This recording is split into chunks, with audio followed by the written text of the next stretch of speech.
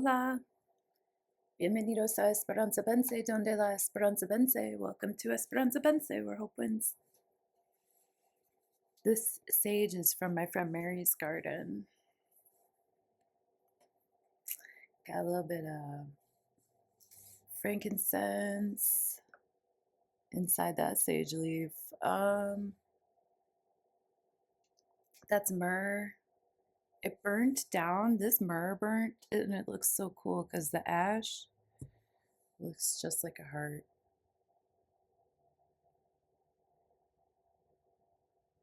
Doesn't it? It's pretty cool. So yeah, when you have this kind of incense, it's usually better to put it on a burning piece of charcoal, but I figure my my selenite will do just fine. So how's it going? How was your weekend? Was it active? Mars was very activated. Then you know, we don't want to overdo it athletically. I think I might have overdone it a little bit athletically myself today. I didn't really know. I go on hikes with this buddy of mine, and it's like, we might be going 1.5 miles, we might be going 3 miles, we might be going 6 miles. Today was more of a 6-miler. It was a great hike, and we met a really nice person. If you're here, hi, welcome. And if you're not here, get here. This is where it's at. Welcome, welcome. Thank you very much for fine-tuning your free will and intuition with me. We almost got a jumper. When I get a jumper, oh, now we got a jumper. When I get a jumper, I read the cards.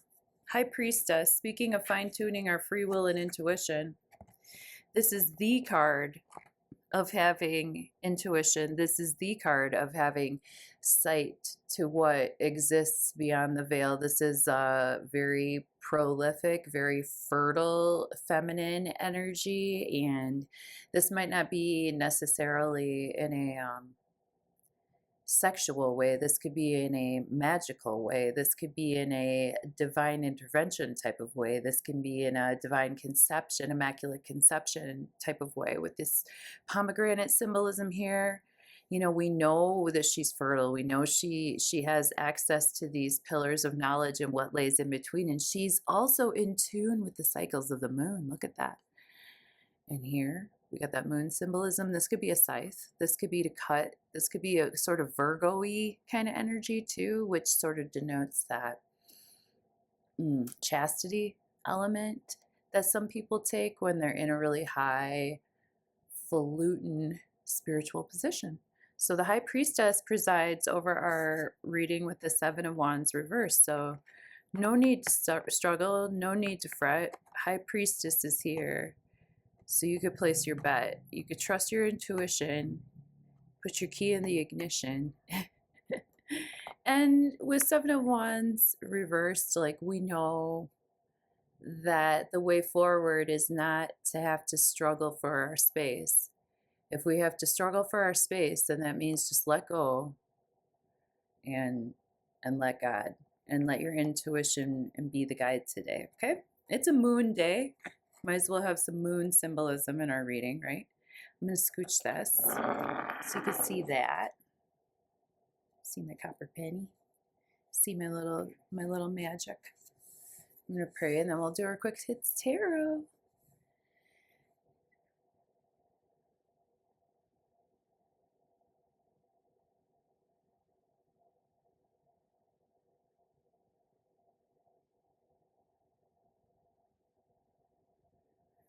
Monday, 12th of January, 2026, near past, present tense, and near future.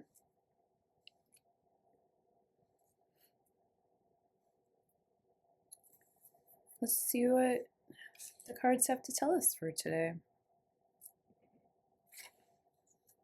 King of Cups reversed. Stop!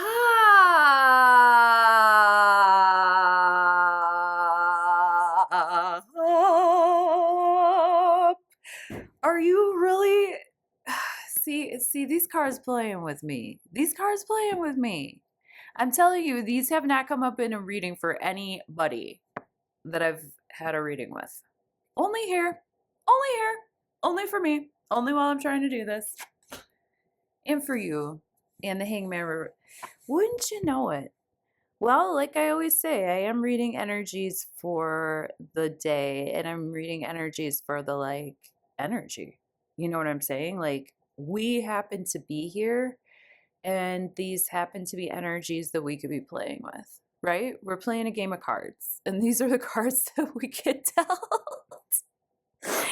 And if you'd like to see if the Seven of Swords will come out in your reading, if I'm shuffling, or if it's you or me, I'd like to see which one of you it is. So you all better book a reading. And then when this guy pops out in your reading, I know it's you, Dead Wolf, by the way. I know it's you with these swords.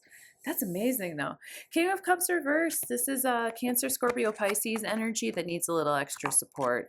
Jupiter is in Cancer right now, amplifying everything, but also inflaming everything Cancerian. So if we have a King of Cups reversed in our lives, or in our reading, or in our energetic field, it means that, like, we might need a little bit more gas in our tank. We might not want to reach out emotionally as much. We might be a little bit more closed off, or we might be like overly emotional too.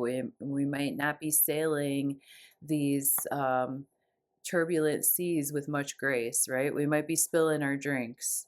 We might be drinking. We might be drinking while we should be sailing. You know what I mean?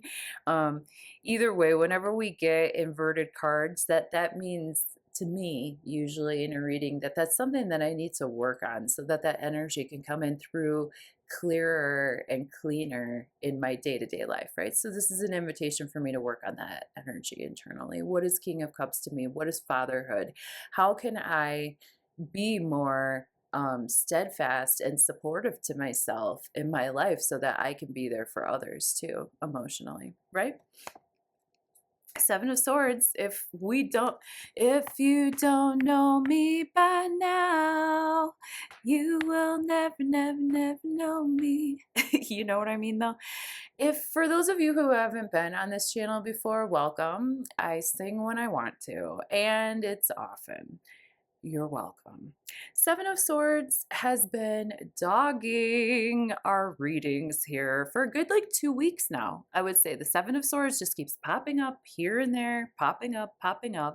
And what Seven of Swords energy usually, in my experience and from what I can gather from readings, experience, what I read and what I've learned, Seven of Swords energy, can you see like these people back here?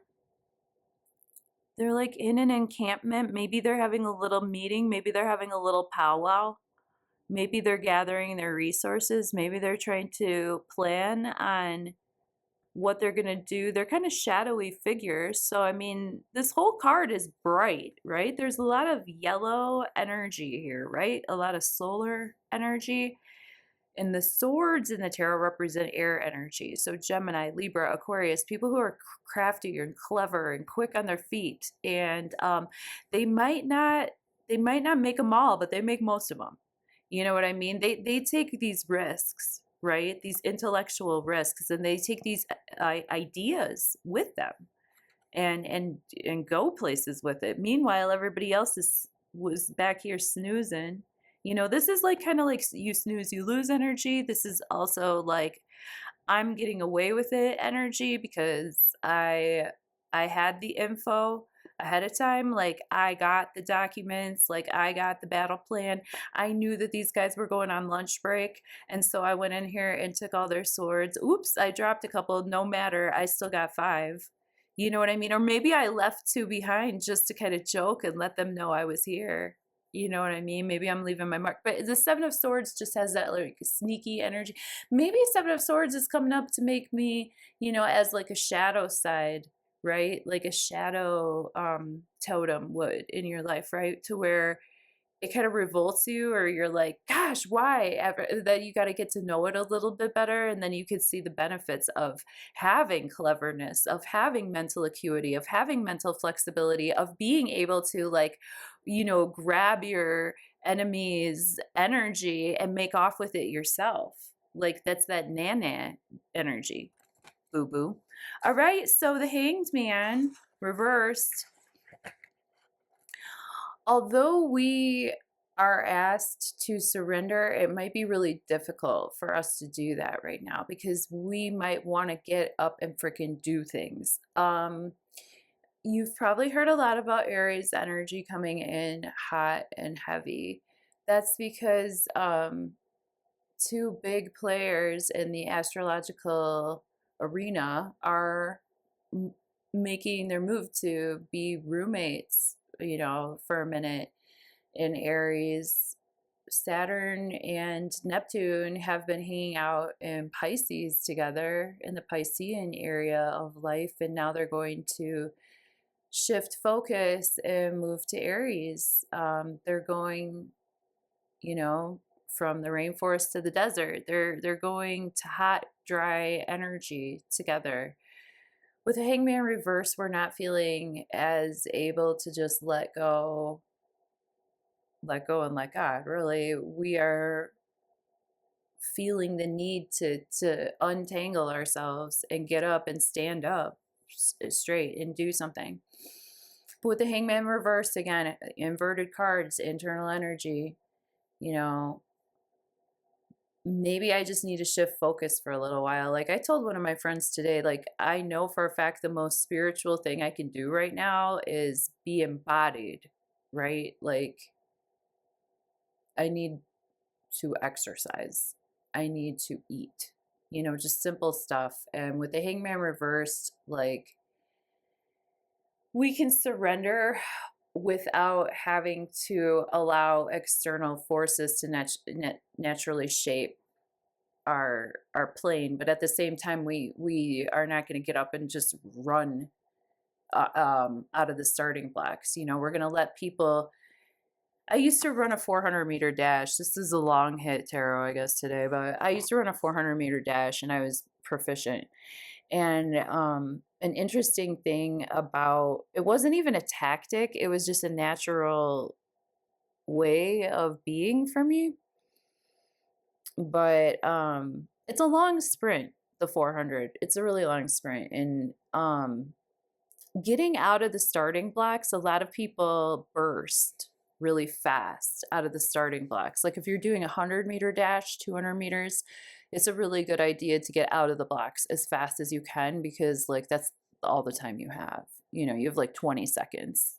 You've maybe 10 seconds to get there for 100, maybe 20, 22 seconds to get there, 22 seconds or so to get there for 200. That's half a lap, okay? Half a lap around a track, okay? So the 400 is a full lap, and it's a sprint.